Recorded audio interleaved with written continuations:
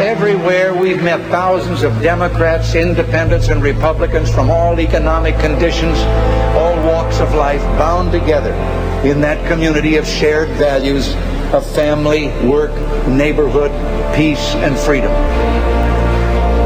Trust that American spirit, those values that transcend ethnic, religious, social, political, regional, or economic boundaries.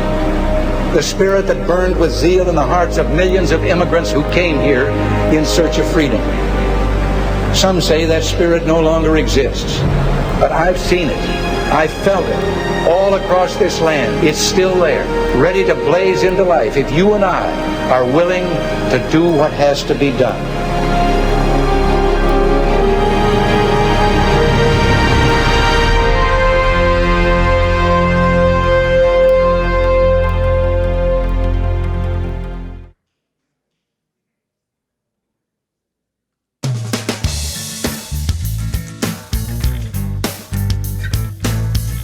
Please welcome Chaplain Ralph Rabant.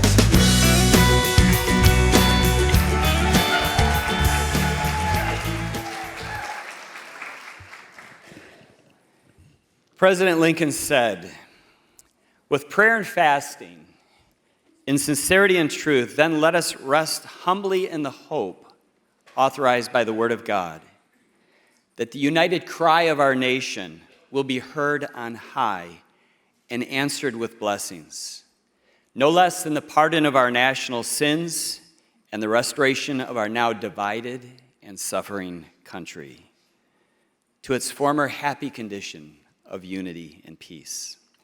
As their chaplain, I've had the privilege of sharing America's religious heritage with the Michigan Chiefs of Police for the past 30 years. I'm honored that the Southeastern Chiefs of Police have endorsed me as their candidate for governor. Friends, we will never fix the state unless we fix the city.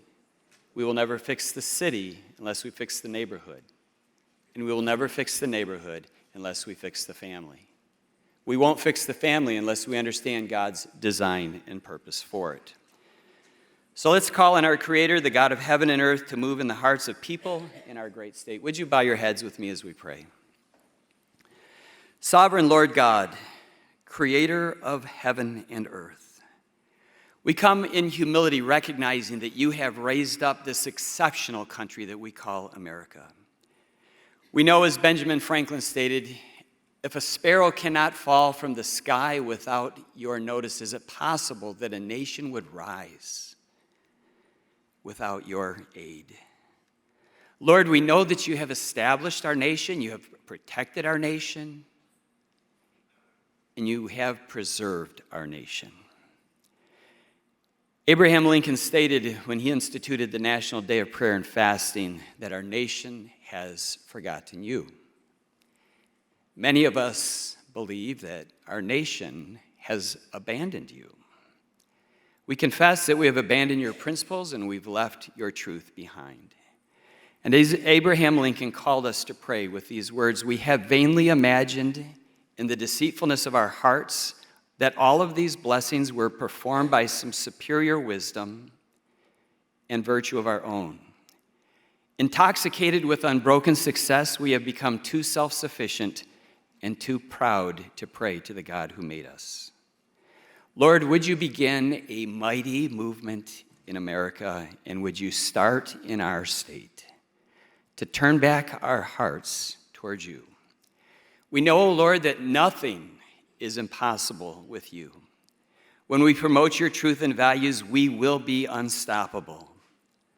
Finally, Lord, we recognize that you are raising up a people who understand the times, and you are raising up a people for this very moment in time.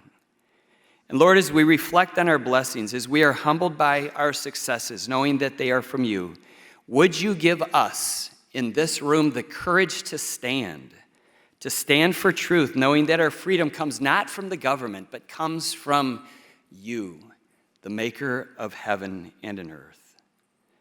Comes from you, the God who has placed us in America and in Michigan for this time in which we live. We pray all of this in the mighty name of the King of Kings and Lord of Lords, even Jesus Christ.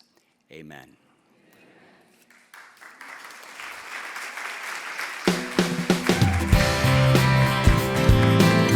Please welcome Representative Julie Alexander.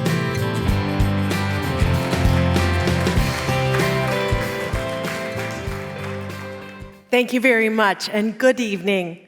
It is my honor to lead this fine, distinguished group in the Pledge of Allegiance this evening here at the 34th Biannual Republican Leadership Conference. As offered, I'm State Representative Julie Alexander, honored to be serving our Jackson community in the 64th District for 3 terms now. Many of you have been sitting here through a variety of sessions in this conference. When I leave this stage, I hope you ask yourself, how might I serve? What else might I do to serve?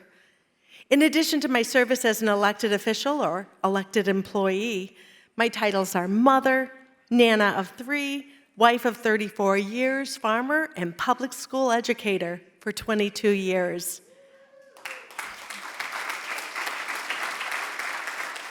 Each of us in this room have led a very unique path to where we are today.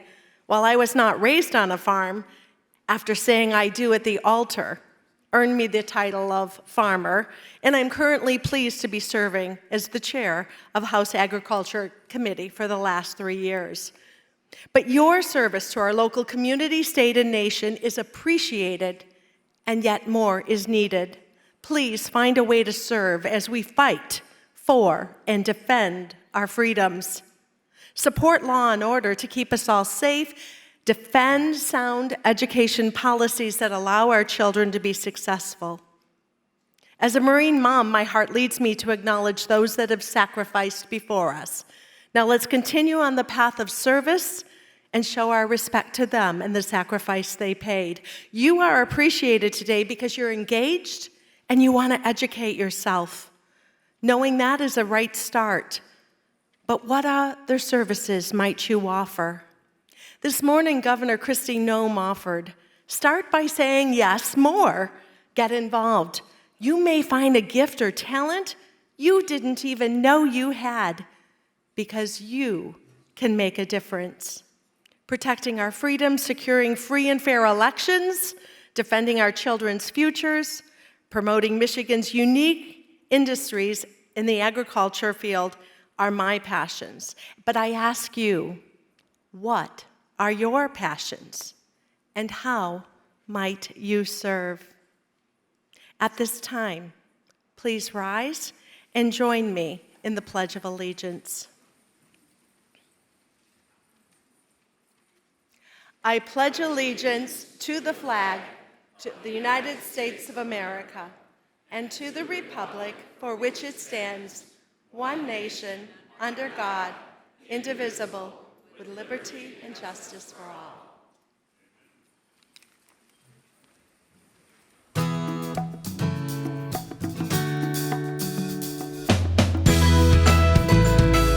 Please welcome Congressman Jack Bergman.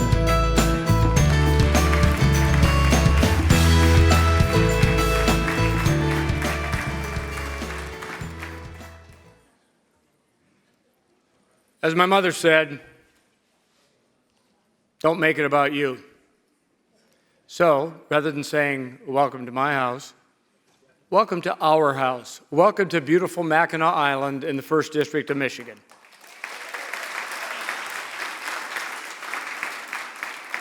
But it's only a special place because all of you are here. And we're here tonight to listen to a leader. We're here to listen to a gentleman who understands business, who understands what it means as a senior executive to lead a state. We haven't gotten that too much here in Michigan over the last couple of years. In fact, we haven't gotten it at all. But the point is, we're going to hear from a gentleman tonight who knows what it means to lead outside of government before you come into government. And I'm going to be brief in my remarks in his introduction because I know there's a tip-off, that's wrong sport, kickoff here in East Lansing, where Nebraska and Michigan State are playing tonight. So the bottom line is I know the governor probably wants to see a little bit of that game.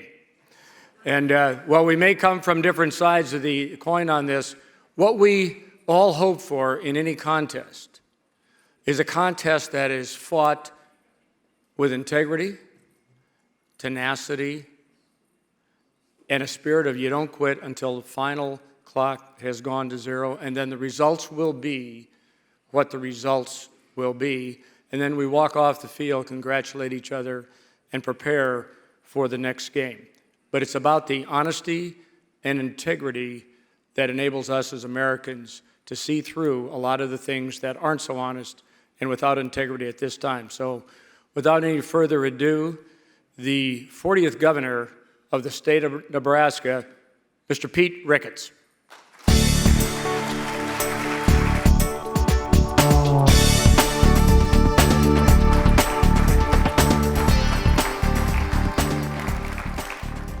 Good evening, everybody.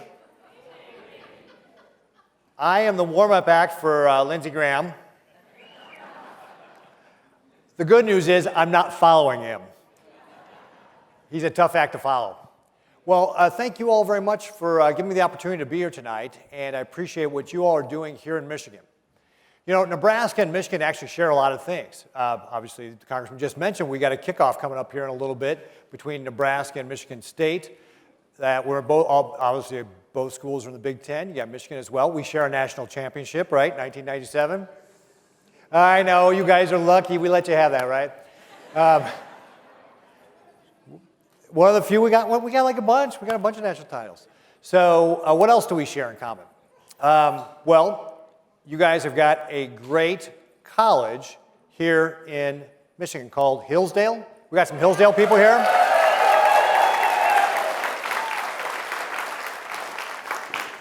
So there's a lot of Nebraska people at Hillsdale because a Nebraska donor set up a fund to be able to fund people coming to Hillsdale. And indeed, Edmund Burke Fairfield, who was your 12th lieutenant governor here in the great state of Michigan, was the president there at Hillsdale College and then became the second chancellor at the University of Nebraska. So we got that connection there as well. Also, doesn't Michigan claim Gerald Ford, right? Did you know Gerald Ford was actually born in Omaha? Yes, he was born in Omaha, Nebraska. Spent 2 weeks there. Oh, I'm not kidding.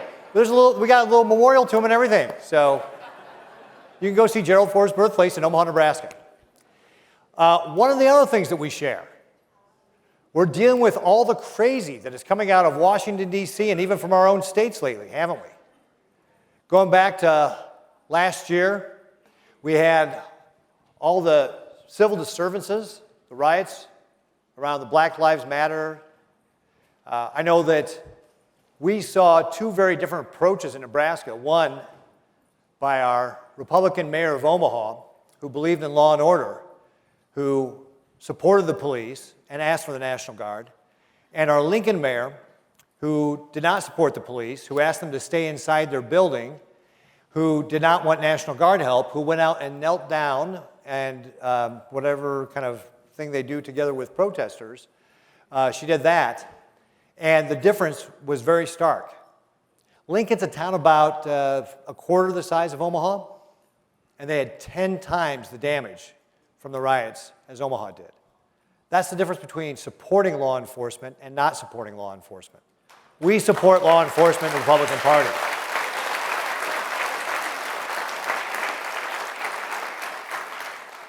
And you can see what's going on in the southern border, the change in policy there that has basically opened our borders. The Customs and Border Patrol has had 1.3 million contacts with people trying to cross illegally through August, compared to 273,000, almost 5 times more, because President Biden has undone the policies of President Trump, the Remain in Mexico, building the wall, all those other policies that help protect our southern border. Or we can see the disastrous pullout of Afghanistan and how that was just a stain on our national honor. Folks, what this is boiling down to is really a time in an election that's coming up next year that is going to be a choice. It's going to be a choice between big government socialism or free market capitalism.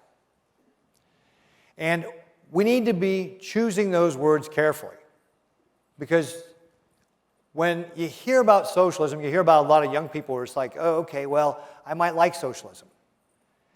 But if you say big government in front of it, that changes it entirely. They don't like big government. And so we've got to be disciplined about talking about it that way. George Washington said, discipline is the soul of an army. It makes small numbers formidable. We've got to be disciplined about talking about these issues about big government socialism because we're seeing it right now. Who here believes that Bernie Sanders is a socialist?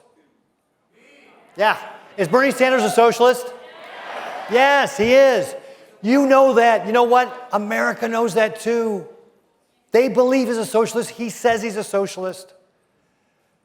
His budget is $3.5 trillion of spending and $3 trillion of taxes.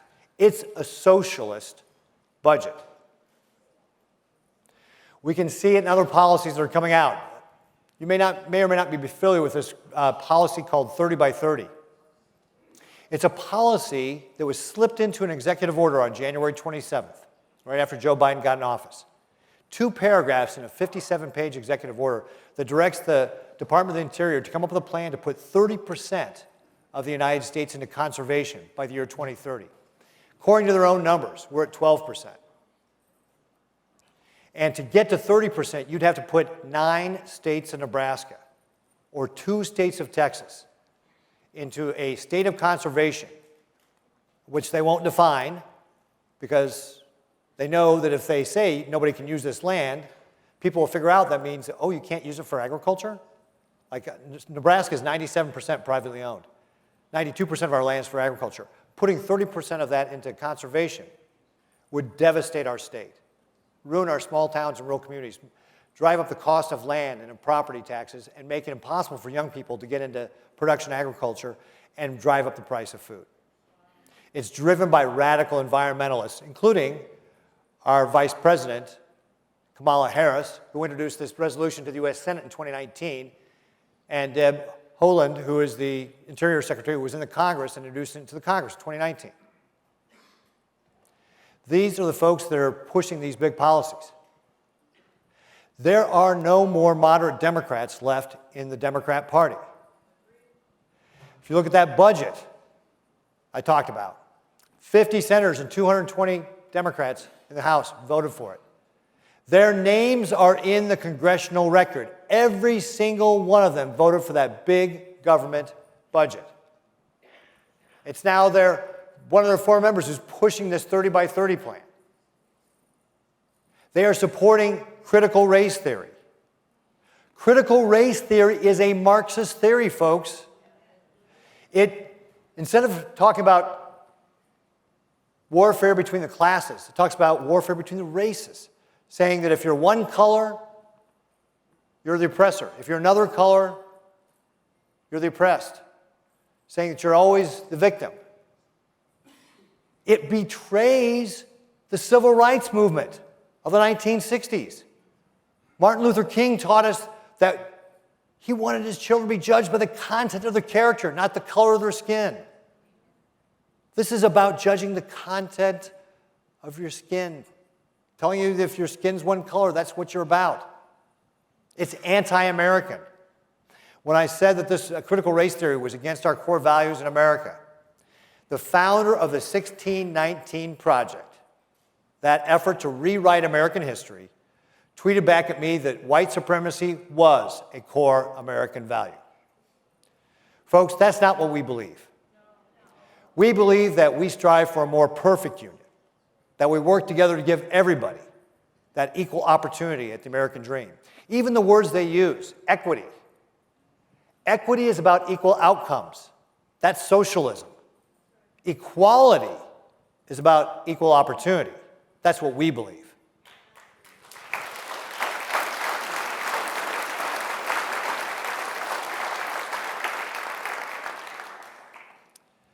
Folks, it is one big socialist program after another. And that's why we've got to stay disciplined about talking about big government socialism. Because that is what the other side is selling. We've got a county attorney in Nebraska, well respected, been elected twice already, as a Democrat. and he's a pro-life, pro-law enforcement Democrat. Back when we had these riots, because of a decision he made about a case in self-defense, the Democrats started protesting him 37 days in front of his house. The Democrat Party censored him. Guess what he did? He left the Democrat Party and joined the Republican Party.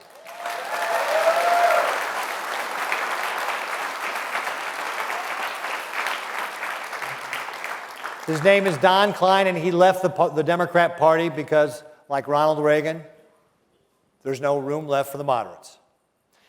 At our big Douglas County Republican fundraising event, it's our biggest county, the head of the police union announced that he had that day re-registered from Democrat to Republican because Republicans support law enforcement.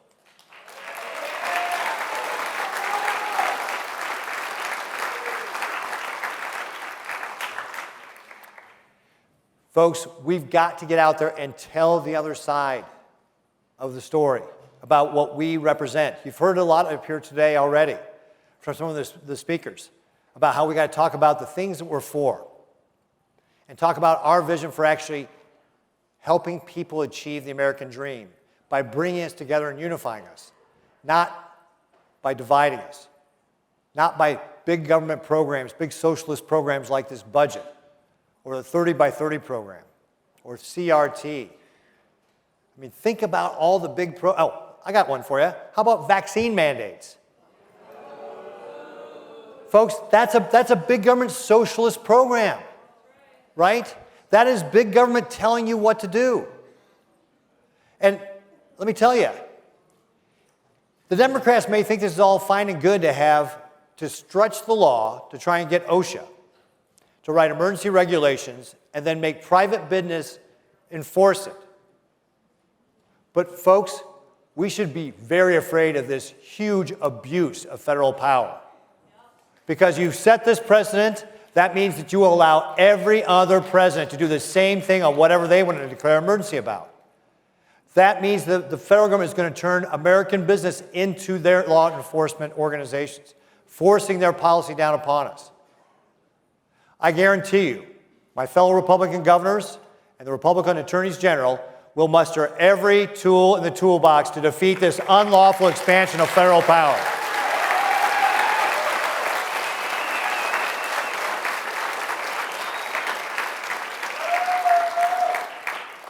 And nobody, no American worker should ever have to choose between their job and feeding their family and a shot they don't want to take.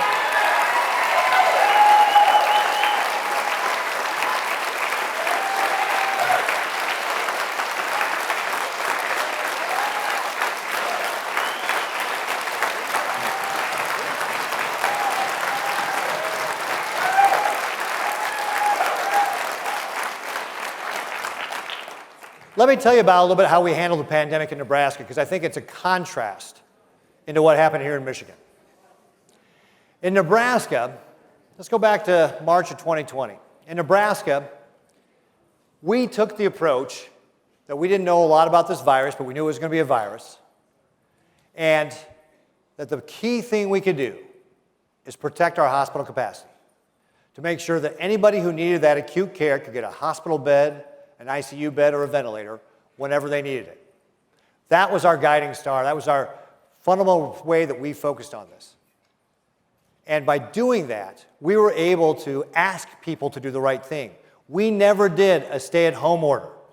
We never did a statewide mask mandate.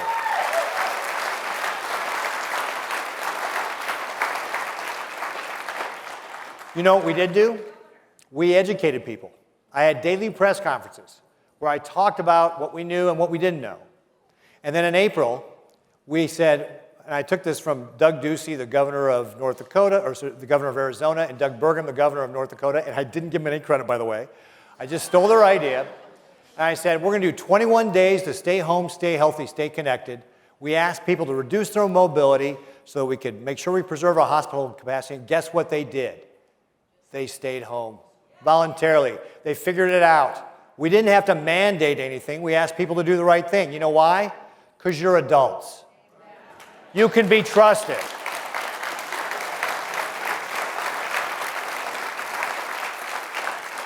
The Democrats don't think you can be trusted. That's why they've got their radical plan for 30 by 30, because they want to take away private property rights. That's why they wanted to do the lockdowns, because they didn't trust you. But as Republicans, we trust people. We believe in the individual. And that's the approach we took in Nebraska to manage this pandemic. And let me tell you, the results showed. According to the Kaiser Family Foundation, Nebraska was the third lowest mortality rate of people who contracted COVID of any state in the country. We were the sixth best state for kids in classrooms. And we had the lowest unemployment rate on average throughout the pandemic in 2020 at 4.2%. And a week ago, we just announced Nebraska has the lowest unemployment rate in the country and the lowest ever in our state's history.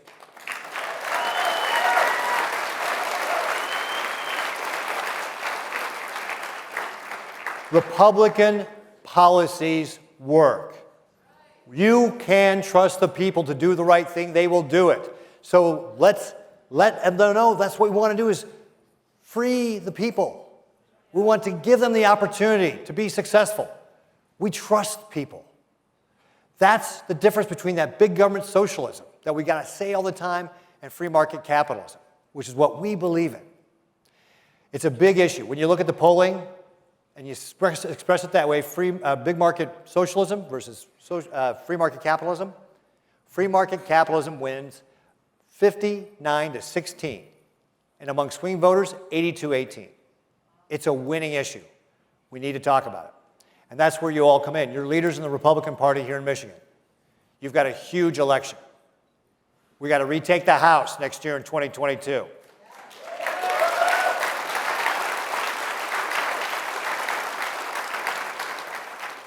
You've got to retake your governor's mansion.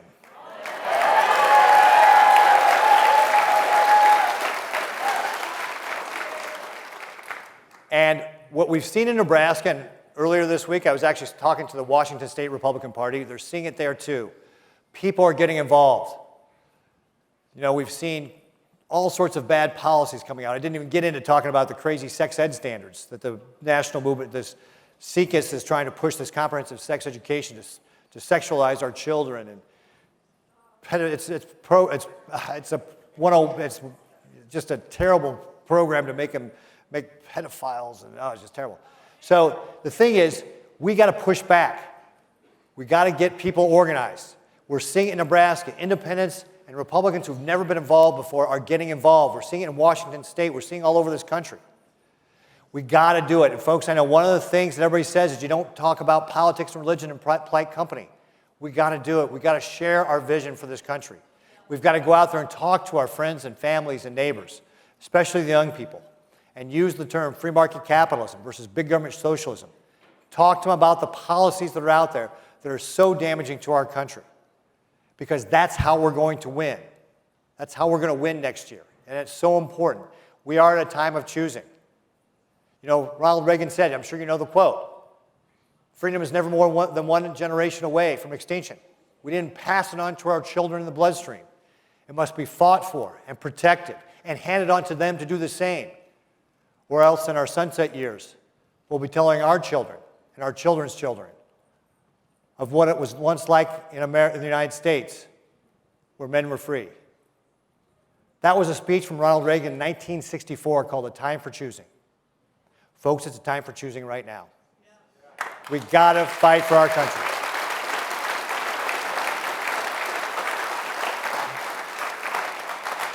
So one last thing, because I'm already over time, I'm going to ask you to do. It's a simple thing.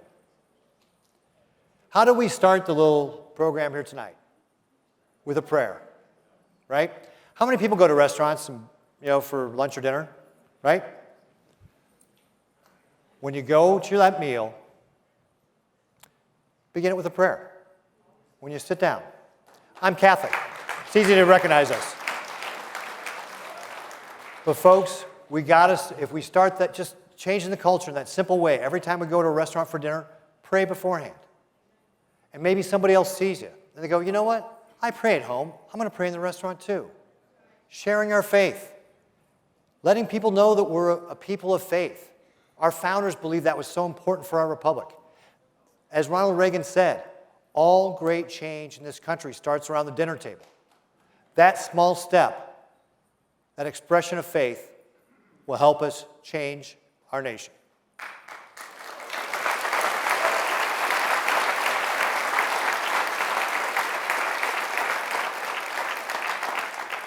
Thank you all again for the opportunity to be here tonight. I'm grateful for not only the opportunity to speak, but for what you do for Michigan and what you're doing to help save our nation. It is so important. The time is now. God bless you all. God bless the great state of Michigan, and God bless the United States of America.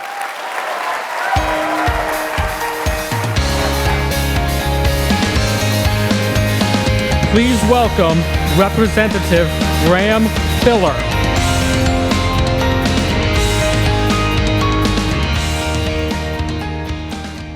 All right, so I get the great pleasure of introducing U.S. Senator Lindsey Graham. Thank you. Someone knows where the pink pony is. So, I chair the Judiciary Committee. I serve in the State House. And honestly, the first thing I want to tell you is that my parents are here.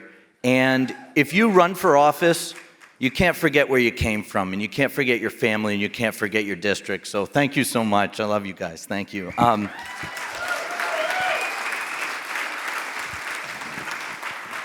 U.S. Senator Lindsey Graham, thank you for coming to Michigan, our beautiful island. Let me give you 2 reasons why he's been so important for our conservative movement here in the state of Michigan. Number 1, the Kavanaugh confirmation for Supreme Court. Do you remember this? It was teetering. They were attacking him. They were saying all these things.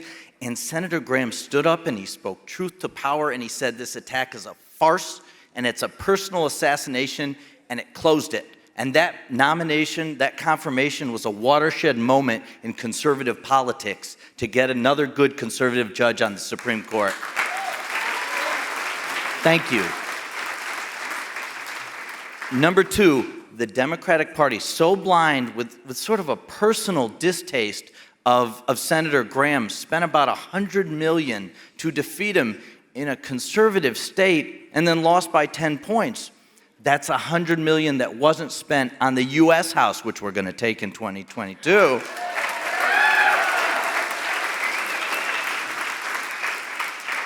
And wasn't spent on the Michigan House, which we still hold. So, Senator Graham, a fighter, a conservative warrior, thanks for coming to Michigan. Thanks, guys.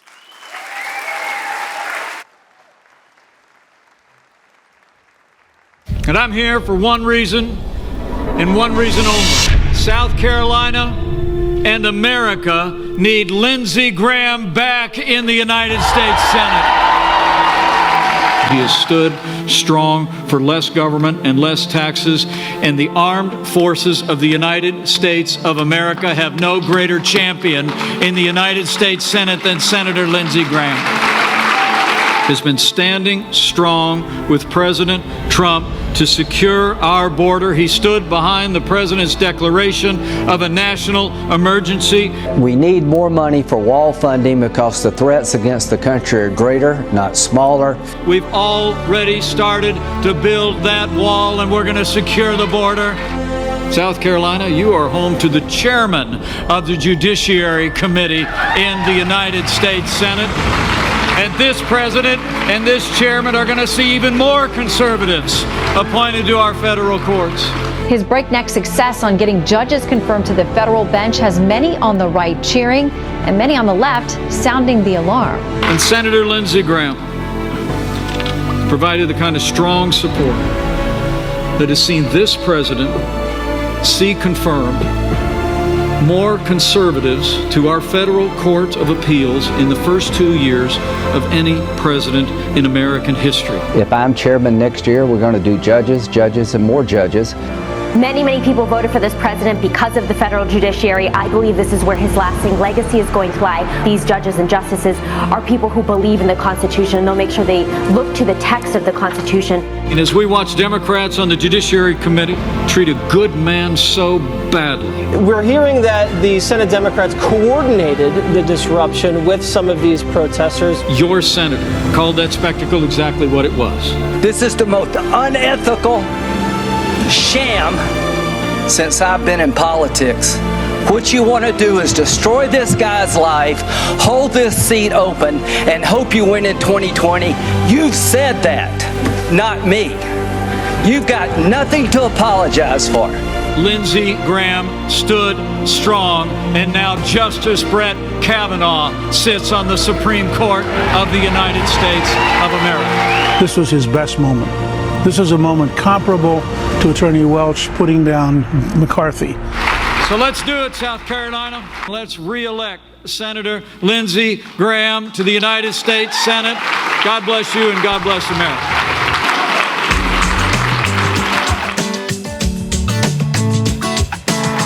Thank you so much. Thank you. Thank you, thank you, thank you. How many people are Michigan State football fans?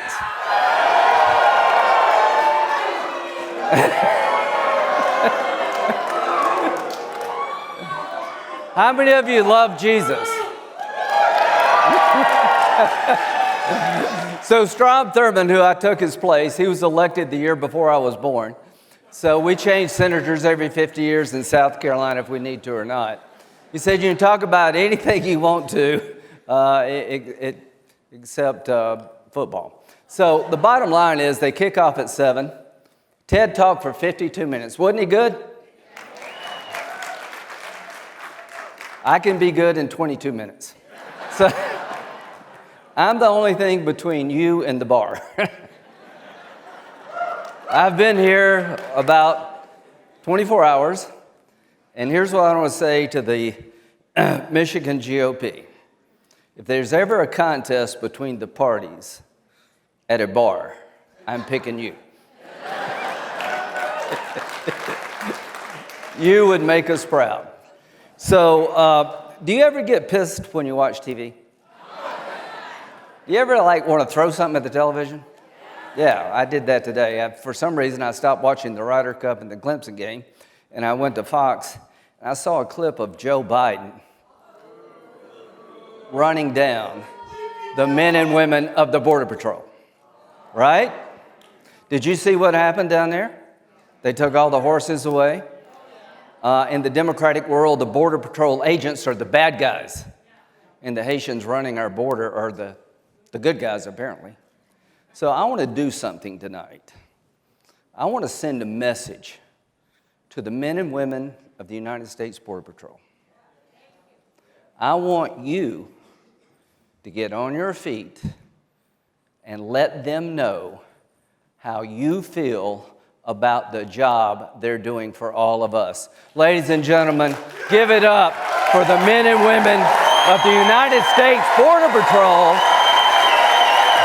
This is America.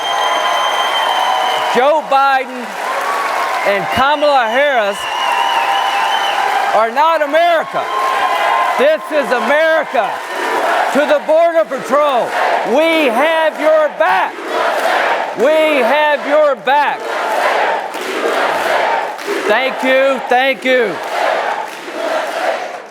So as far as I'm concerned, they can go to hell when it comes to running down the men and women of the United States Border Patrol.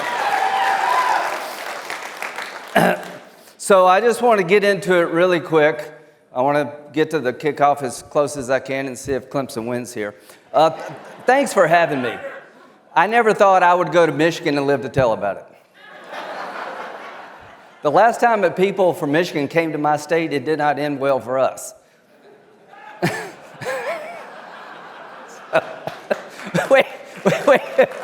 We have come a long way.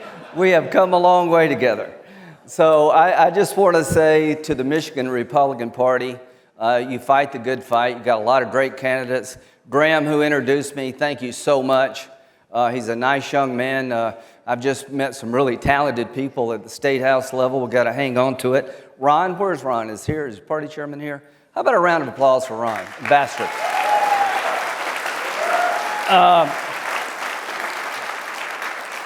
You know, Michigan's not an easy state to be a Republican. You're fighting like hell.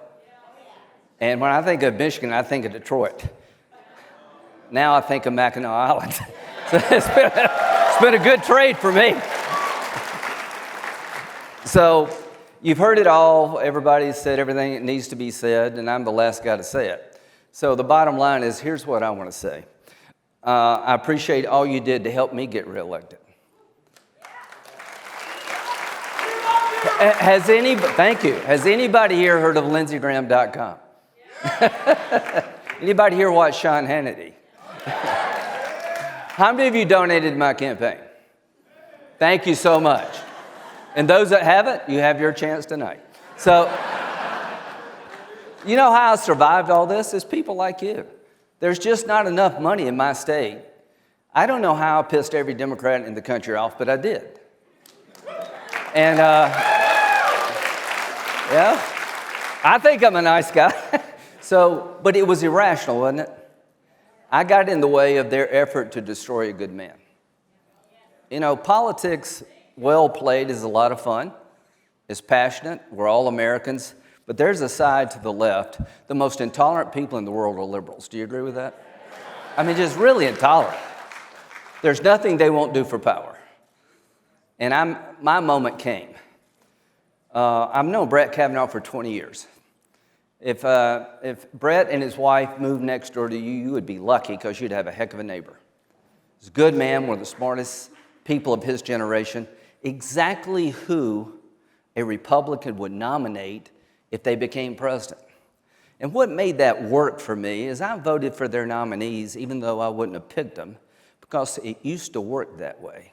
I would never have done to them what they did to Brett. And I'm glad because I was raised better than that. So, when I said what I said, people listened because I was asking no more of them than asking myself. It's hard to disagree with your own sometimes, but on occasion, I'll do what I think is best for the country at large. And I want judges to go on the court that we can be proud of, that are conservative, but when the other side is in power, they get to pick two. But what they were trying to do to Brett was destroy the man's life to keep the seat open so they could fill it. It didn't work. And the reason it didn't work is because average people who don't watch TV 24 hours a day thought Brett was getting a raw deal, and they agreed more with me than they did the Democrats. And that's why he's on the court today. How about Amy Coney Barrett?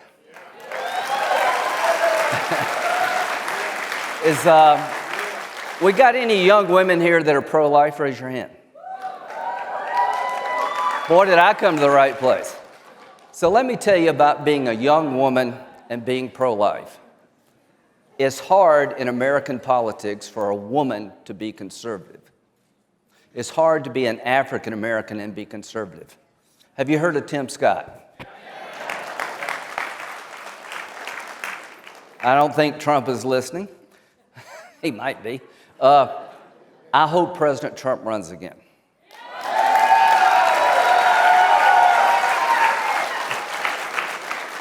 But look at the candidates we have coming up.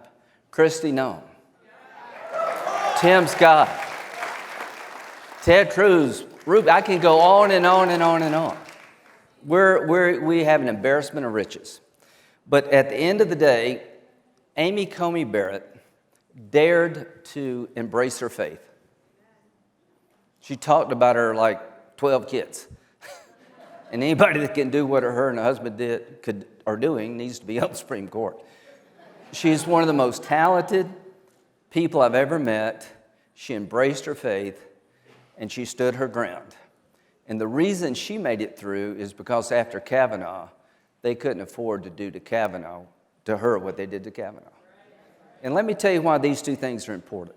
If you're a young conservative lawyer out there, and you see what can come your way, you may be intimidated. Why is it always our people?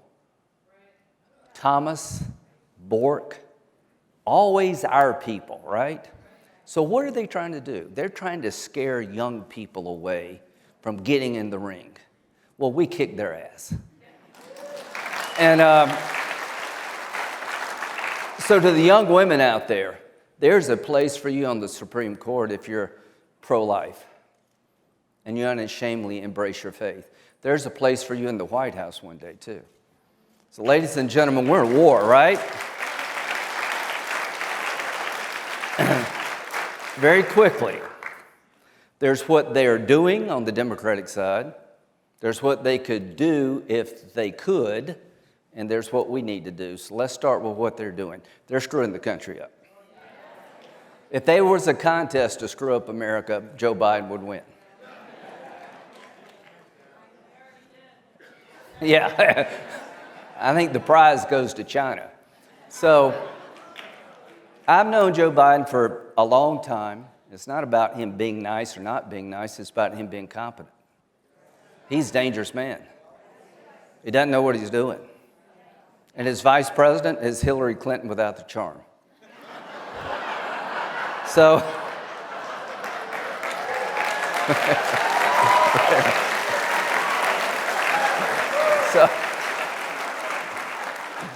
I like our chances, don't you? Let's don't screw this up. So what have we done? We've taken the most secure border in the last 45 years and it's become a joke.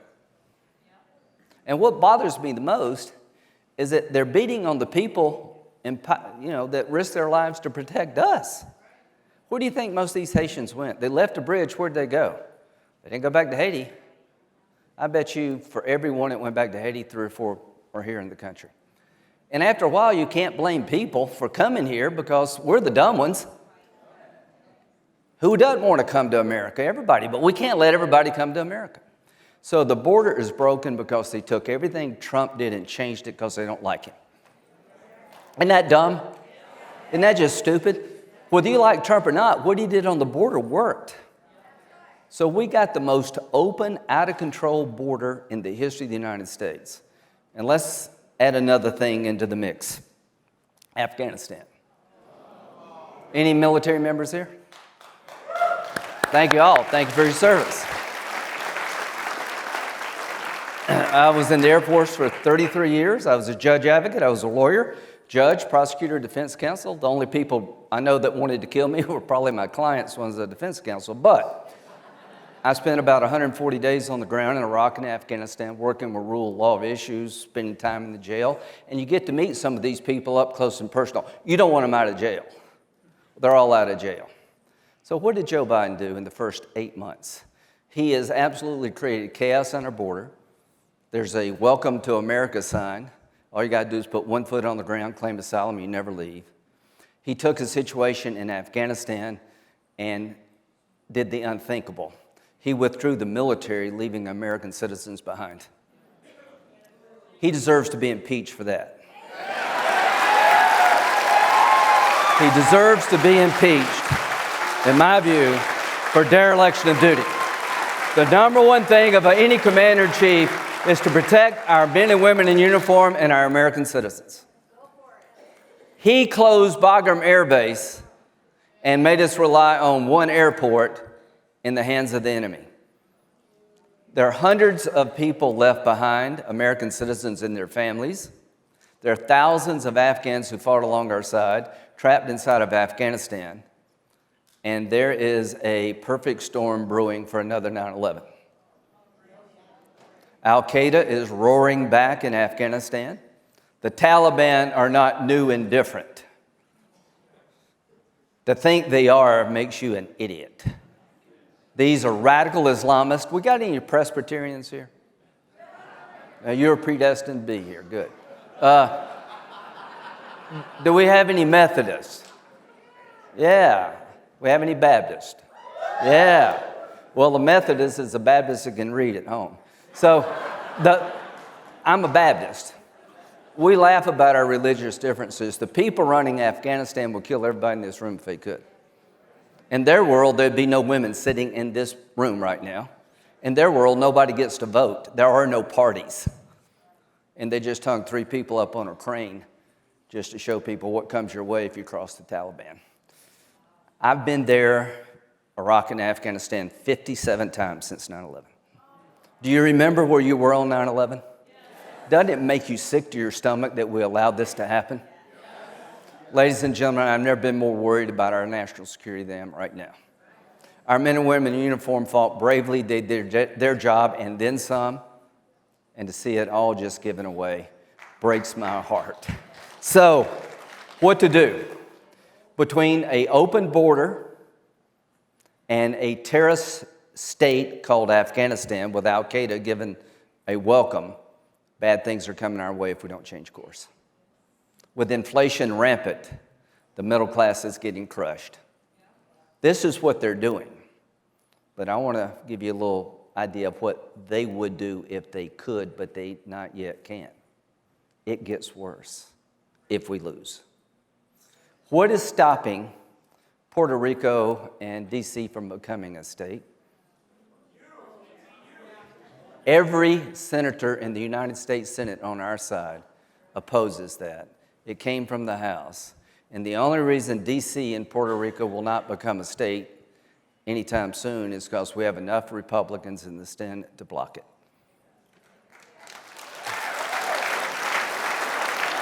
What's the one thing they could do to make D.C. a state, H.R. 1 happen, change the Electoral College and stack the Supreme Court? What's the one maneuver they could use in the Senate to make all that possible? Filibuster. Who said that? I'll buy you a free drink. Bottom line is the filibuster is the last line of defense against the most radical agenda in U.S. history. Have you heard about H.R. 1? Yes. It's the end of conservatism. Yes. It's ballot harvesting at the federal level. It revokes ID laws all over the nation. It's federal funding of elections. And it takes over drawing congressional lines at the federal level away from the states. You got a problem here in Michigan with redistricting, right? Like 5 of the independents, 2 of them are like liberal Democrats. The bottom line is it would be worse if it were in Washington. If they ever passed H.R. 1, that would be the end of us. If they ever made D.C. and Puerto Rico a state, that's 54 senators they would have, make it hard for us to ever get it back. If they packed the Supreme Court, that means that everything you've worked for all your life to get these conservatives on the court is washed away. The court would rubber stamp all this liberal garbage. So, the Electoral College, it means New York and California pick the president, not us. Because the reason we're in the game is President Trump won the Electoral College and lost the popular vote the first time. The shenanigans around COVID are unbelievable in the 2020 election. Do you agree? Yeah. We need to fix that or we're going to get screwed again. So the bottom line is this radical agenda yet to be enacted is only kept at bay because the Senate has not yet changed the filibuster rule.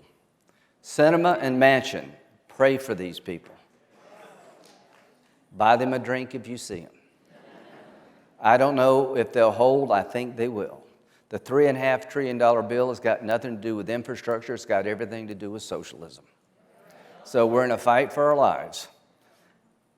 Think one moment the following thought.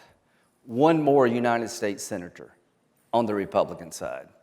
51-49. What does that mean? Everything.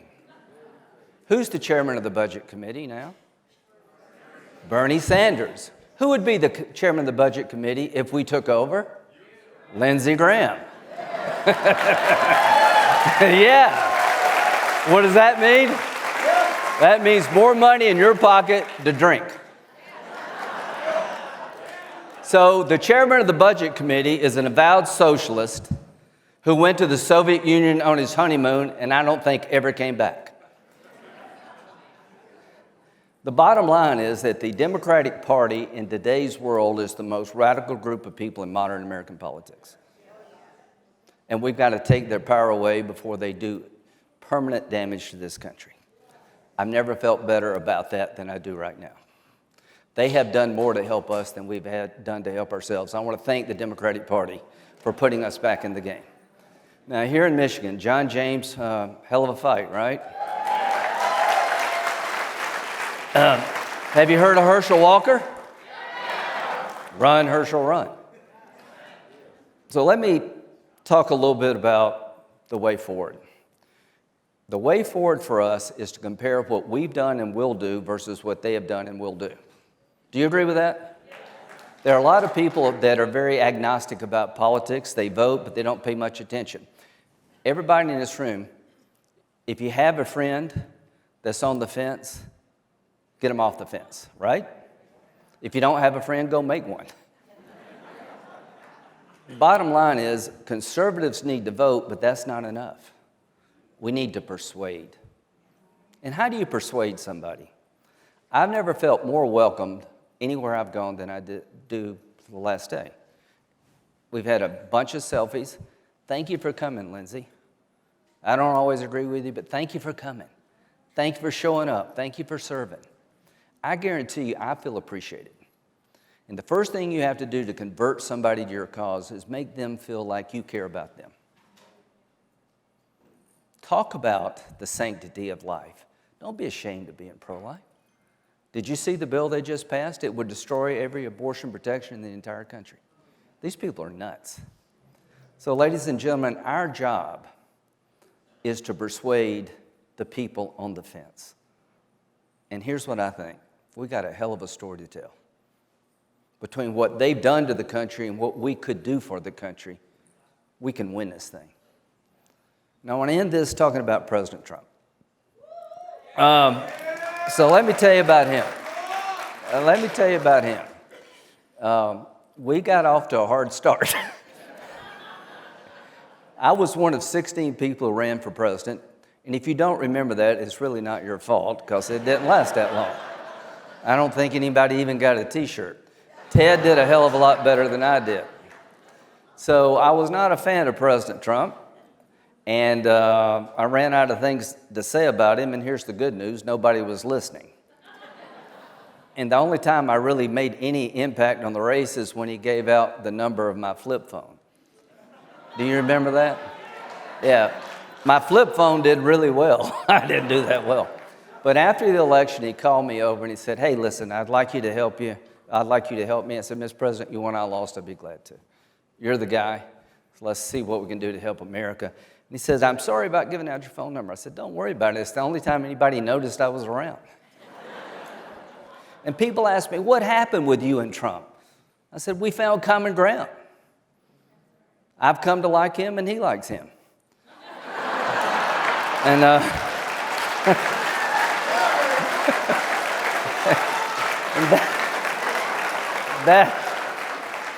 that gets us through 18 holes. The first 9, I'll tell him why I like him. The back 9 is why he likes him.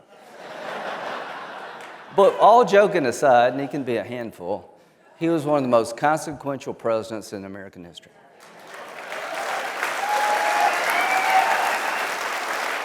He really was. And I tipped my hat to him. I was surprised, but now I believe that there's magic there, right? He's got to turn it down a notch, but there's magic there. So here's the deal. He brought order to chaos at the border. He cut our taxes. He rebuilt the military. He destroyed ISIS. He killed Soleimani. He stacked the court with conservatives for the next 30 or 40 years. He's the most pro-life president in my lifetime.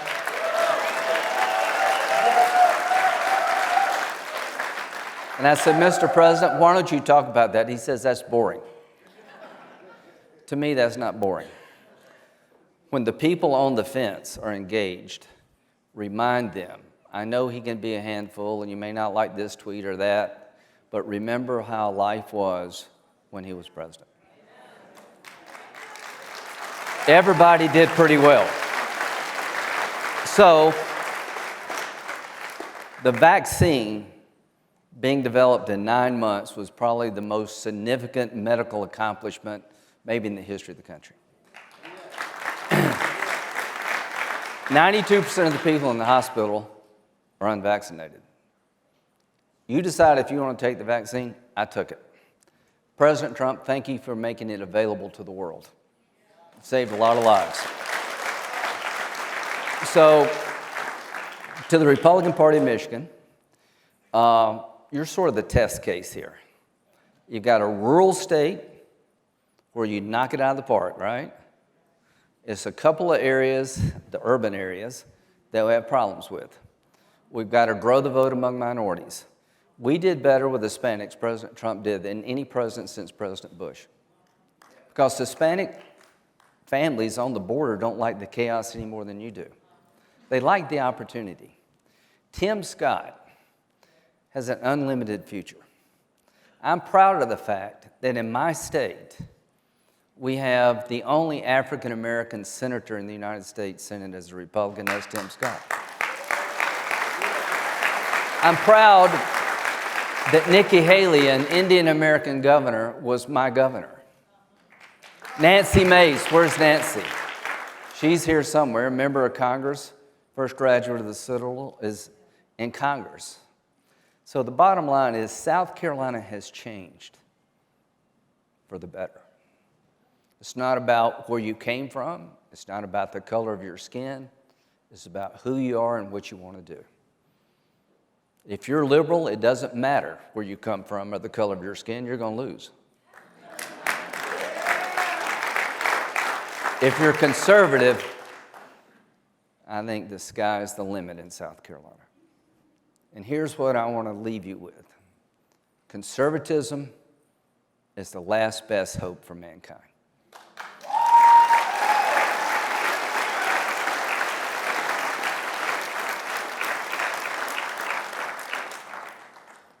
Let it flourish in Michigan. God bless you.